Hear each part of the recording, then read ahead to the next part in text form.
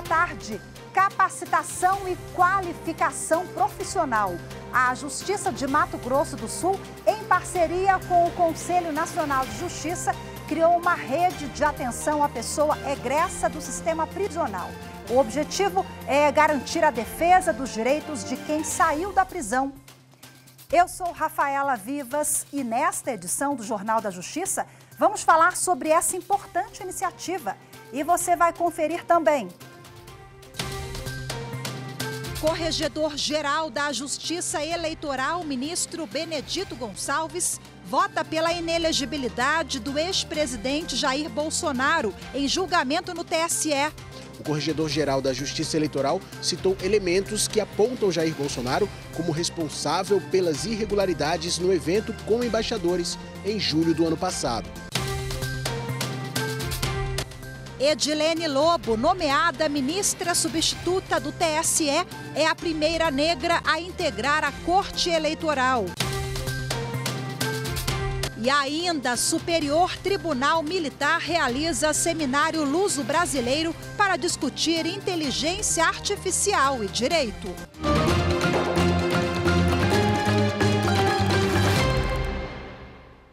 O Corregedor-Geral Eleitoral, ministro Benedito Gonçalves, votou pela inelegibilidade por 8 anos do ex-presidente Jair Bolsonaro. O ministro é relator em uma ação em que o PDT acusa Bolsonaro de abuso de poder político por ter se reunido com embaixadores para atacar, sem provas, o sistema eleitoral. O julgamento da ação começou na última quinta-feira e foi retomado na noite de ontem pelo Tribunal Superior Eleitoral. O repórter Guilherme Glória tem as informações. O ministro Benedito Gonçalves apresentou o voto em 3 partes. Um resumo geral dos fatos, uma análise do discurso de Bolsonaro e as projeções do discurso e do alarmismo. O Corregedor-Geral da Justiça Eleitoral citou elementos que apontam Jair Bolsonaro como responsável pelas irregularidades no evento com embaixadores em julho do ano passado. As condutas apuradas nesta AGE demonstram que o primeiro investigado negligenciou relevantes premissas simbólicas da relação entre poderes da República e explorou no interesse exclusivo de sua estratégia eleitoral prerrogativas, bens e serviços empregados para viabilizar um evento que teve por único fim vincular discurso extremamente danoso à normalidade eleitoral. Assim também se conclui pela ocorrência de abuso de poder político praticado de forma pessoal pelo primeiro investigado, que concebeu, definiu e ordenou que se realizasse em tempo recorde evento estratégico para sua pré-campanha, no qual fez uso de sua posição de presidente da República, de chefe de Estado e de comandante supremo das Forças Armadas para potencializar os efeitos da massiva desinformação a respeito das eleições brasileiras apresentada à comunidade internacional e ao eleitorado. O ministro Benedito considerou que Walter Braga Neto, candidato a vice-presidente na chapa de Bolsonaro, não teve participação nos eventos que motivaram a investigação e, por isso, não deve ser penalizado. A sessão foi interrompida por volta das 10h15 da noite. O julgamento vai ser retomado nesta quinta-feira, dia 29, às 9 horas da manhã, quando os demais ministros devem apresentar os votos. A sessão vai ser transmitida ao vivo pela TV Justiça e também pelo canal do YouTube da Justiça Eleitoral. A advogada Edilene Lobo é escolhida como ministra substituta do Tribunal Superior Eleitoral. As informações com a repórter Mariana Fabre. A advogada Edilene Lobo foi nomeada ministra substituta do Tribunal Superior Eleitoral. Ela será a primeira mulher negra a integrar o TSE e ocupa a vaga do ministro André Ramos Tavares, que assumiu como titular em 30 de maio. Edilene é mineira, doutora em Direito Processual pela Pontifícia Universidade Católica de Minas Gerais e mestre em Direito pela Universidade Federal de Minas Gerais. A nova ministra substituta é professora do curso de Direito da Universidade de Itaúna, em Minas Gerais, e atua como docente convidada da pós-graduação em Direito Eleitoral da PUC Minas Virtual. além de ser autora de livros e artigos jurídicos. A escolha de Edilene Lobo foi feita na tarde de terça-feira pelo presidente Luiz Inácio Lula da Silva e anunciada na abertura da sessão plenária de ontem pelo presidente do TSE, ministro Alexandre de Moraes. O ministro André Mendonça, do Supremo Tribunal Federal, determinou a suspensão dos processos que tratam de contribuição previdenciária sobre terço de férias. O Supremo vai julgar embargos sobre a decisão que considerou a cobrança legal. Anderson Arcoverde tem os detalhes. O pagamento de 1/3 do valor das férias é um benefício previsto na Constituição. Em 2020, o Supremo Tribunal Federal julgou um recurso extraordinário com repercussão geral reconhecida e entendeu que o benefício tem natureza remuneratória, pelo ganho habitual da verba. Por isso, o STF decidiu que é legítima a incidência de contribuição patronal sobre o terço de férias. Após a decisão, a empresa autora do recurso, o Ministério Público Federal e a ABAT, Associação Brasileira de Advocacia Tributária, apresentaram embargos declaratórios e pediram a modulação dos efeitos, para que fique definido a partir de quando deve haver a cobrança. O julgamento dos embargos começou no plenário virtual, mas houve pedido de destaque e o caso ainda deverá ser analisado no plenário físico. A ABAT pediu, então, a suspensão dos processos sobre o tema, com o argumento de que tribunais regionais federais estariam aplicando a tese do STF sem considerar a possibilidade de modulação, o que pode causar prejuízos às partes. O ministro André Mendonça concordou com o argumento e disse que a medida vai evitar que contribuintes em situações equivalentes tenham resultados diferentes. Segundo o ministro, a suspensão é ainda mais urgente porque não há previsão para terminar o julgamento dos embargos declaratórios. O plenário do Supremo Tribunal Federal deve retomar hoje o julgamento das 4 ações que questionam o chamado pacote anticrime, com a continuidade do voto do relator ministro Luiz Fux. A discussão envolve a criação do juiz das garantias, os acordos de não persecução penal e a liberação automática de pessoa presa que não passar por audiência de custódia em 24 horas. A sessão começa às 2h da tarde e terá transmissão ao vivo pela Rádio e TV Justiça. A seguir, em Mato Grosso, o Tribunal de Justiça, em parceria com o Conselho Nacional de Justiça, cria rede de atenção à pessoa egressa do sistema prisional. As informações em instantes, voltamos já.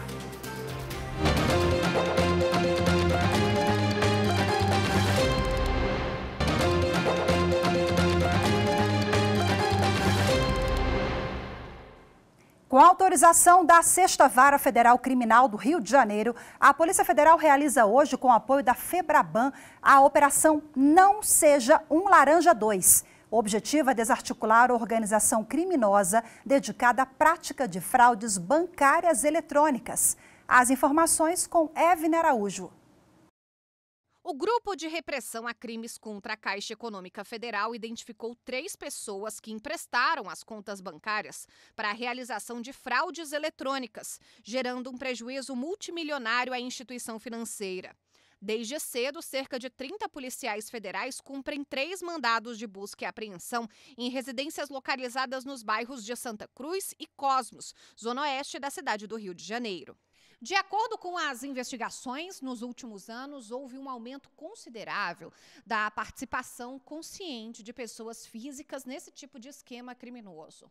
Os laranjas, como são conhecidos, são pagos para emprestarem as próprias contas bancárias. Eles recebem transações fraudulentas, o que faz com que inúmeros cidadãos sejam lesados. As penas para os crimes investigados podem chegar até 8 anos de prisão, mais multas, e ainda serem agravadas se os crimes forem praticados com o uso de servidor mantido fora do Brasil ou ainda se a vítima for uma pessoa idosa ou vulnerável. O Tribunal de Justiça de Mato Grosso do Sul, em parceria com o Conselho Nacional de Justiça, por meio do programa Fazendo Justiça, criou a rede de atenção à pessoa egressa do sistema prisional. A iniciativa vai atuar na garantia e defesa dos direitos de quem saiu da prisão e dos familiares, além de promover a inclusão e reintegração à sociedade. A repórter Evne Araújo tem mais informações. A população carcerária de Mato Grosso do Sul é de quase 21 mil presos, entre os regimes fechado, aberto e semiaberto, incluindo o monitoramento eletrônico da capital e do interior do estado. A rede de atenção à pessoa egressa do sistema prisional foi criada para dar condições para que eles sejam reintegrados à sociedade no momento que deixarem a prisão. A iniciativa é uma estratégia colaborativa entre o poder público e a sociedade.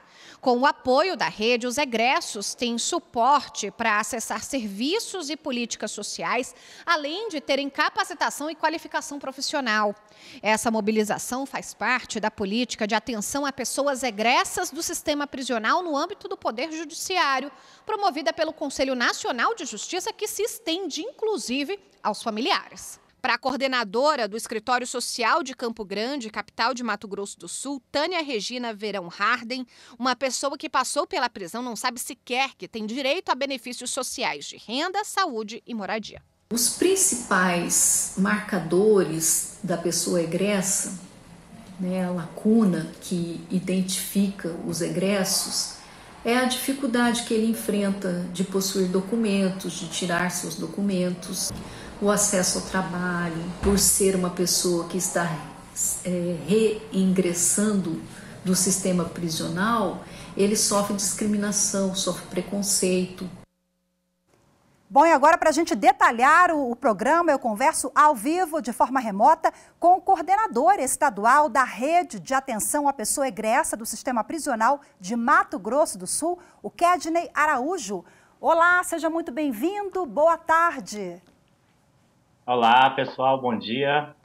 Bom dia, porque Mato Grosso do Sul estamos com 1 hora antes, né? Horário de Brasília aqui, 12h43, lá 11h43 ainda.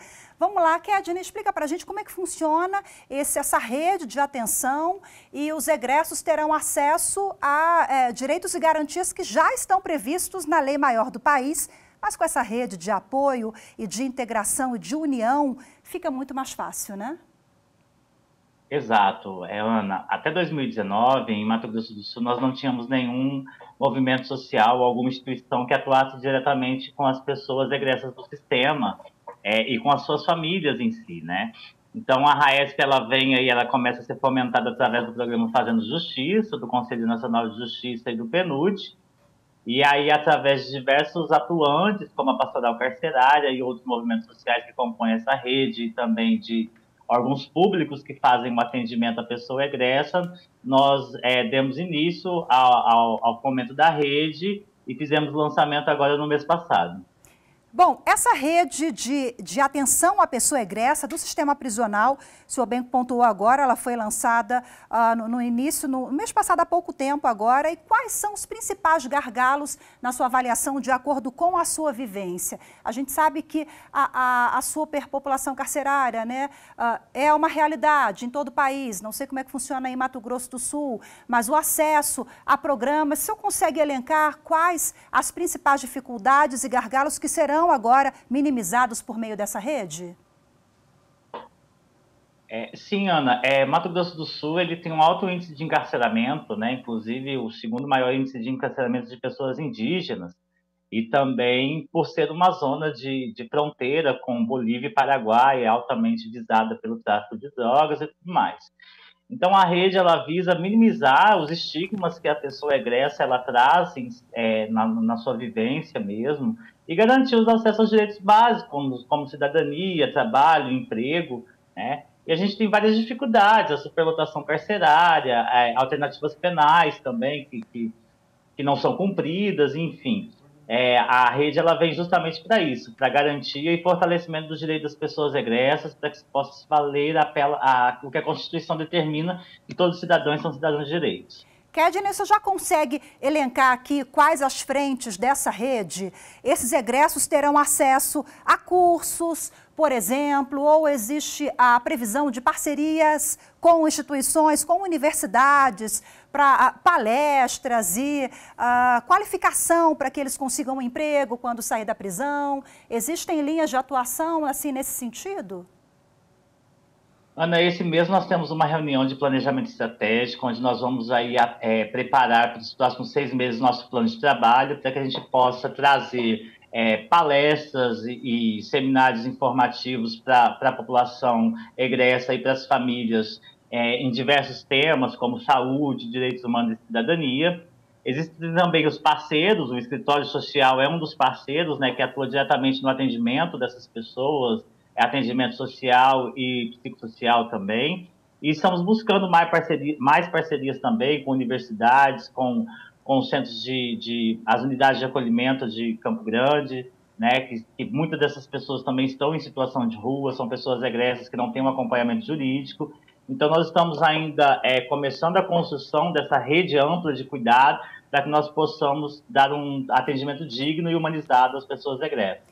O senhor tocou agora num assunto, num tópico muito importante, que esse programa ele vai atender também as famílias dos egressos, né? Porque há uma vulnerabilidade social e econômica também dessas famílias. Para a gente fechar, qual é a sua expectativa daqui para frente e o que esse programa, que está dentro ali do guarda-chuva do Fazendo Justiça, do CNJ, pode promover? A gente está falando de mudanças de rotas, de vidas, né? De resgate de cidadania, de dignidade.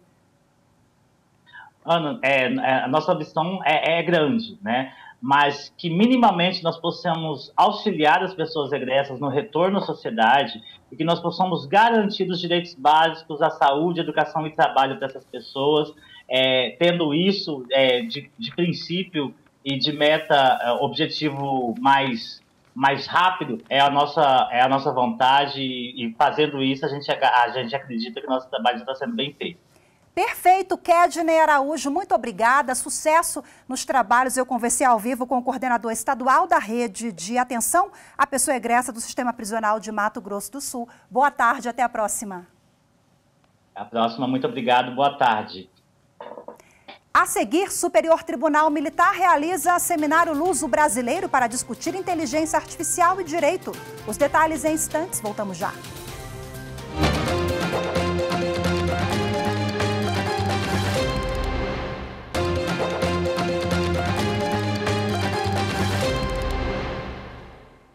Começou hoje em Brasília o seminário Luso Brasileiro para discutir a inteligência artificial e o direito. O encontro é promovido pelo Superior Tribunal Militar, pela Escola Nacional de Formação e Aperfeiçoamento de Magistrados da Justiça Militar da União e também pela Universidade do Minho, de Portugal. A repórter Carolina Chaves acompanhou o evento. O vice-presidente do STM, ministro José Coelho Ferreira, fez a palestra de abertura do seminário. Ele lembrou a evolução da tecnologia na justiça brasileira com a digitalização dos processos e a importância dessa modernização durante a pandemia para continuar o atendimento jurisdicional. Mas o ministro lembrou a preocupação em regulamentar o uso da inteligência artificial, considerando vários aspectos, como a ética e a liberdade. Sempre pensando tecnologia a serviço da sociedade, tecnologia a serviço do cidadão, mas agora está presente preocupações na comunidade europeia sobre regular a inteligência usada, dar uma parada em algumas nesse desenvolvimento da inteligência artificial. Em outros países também há essa preocupação. Será que não é hora de dar um break nisso aí e começar para ver ainda, para possamos discutir os aspectos éticos e outros nessa inteligência artificial? No seminário participam acadêmicos de Portugal e do Brasil, além de estudantes de direito interessados na inteligência artificial aplicada ao direito. Os participantes debatem hoje, nesta quinta-feira, os resultados que essa ferramenta tecnológica tem oferecido nas decisões dos tribunais e a expectativa do judiciário com o uso da inteligência artificial. A ministra do STM, Maria Elizabeth Rocha, que coordena o seminário, destacou a necessidade da Justiça acompanhar a evolução da sociedade e da tecnologia para melhor garantia dos direitos. Que essa inovadora e irreversível onda tecnológica impõe perderá espaço nas discussões legislativas, na aplicação das leis e nas políticas públicas. Perderá espaço, em especial, na realização da justiça em sua plena acepção. O Tribunal Superior do Trabalho realizou a audiência pública para definir as metas nacionais da Corte para o ano que vem. A reportagem é de Evne Araújo, com narração de Pablo Lemos. As metas representam um compromisso do Tribunal Superior do Trabalho com a sociedade para o aprimoramento da atuação e do desempenho da Corte. Com a audiência pública, o TST busca promover uma gestão participativa, com diversidade de opiniões e esforços alinhados ao interesse público. As metas do Tribunal Superior do Trabalho para o ano que vem levam em consideração o cronograma traçado pelo Conselho Nacional de Justiça para todo o Poder Judiciário. Em relação ao número de processos julgados, a produtividade do TST aumentou nos últimos 3 anos. Passou de 327.147 julgamentos em 2020 para 373.731 em 2021 e deu um salto para 442.925 em 2022. O desempenho em relação à quantidade de casos julgados é importante, mas para o presidente da Corte, ministro Lélio Bentes Correia, a qualidade da análise dos processos continua sendo o principal objetivo do tribunal. Segundo o ministro, a missão da Justiça Trabalhista é promover a justiça social, concretizando os valores sociais do trabalho e reduzindo as desigualdades. Devemos prosseguir no aumento da efetividade no tocante ao tempo de duração do processo, a efetividade das nossas decisões, mas também investindo em políticas públicas judiciárias que permitam atender às demandas sociais da população, particularmente o nosso tribunal, que é o Tribunal da Justiça Social, e lida com fenômenos gravíssimos como o trabalho infantil, o trabalho em condição análoga à escravidão,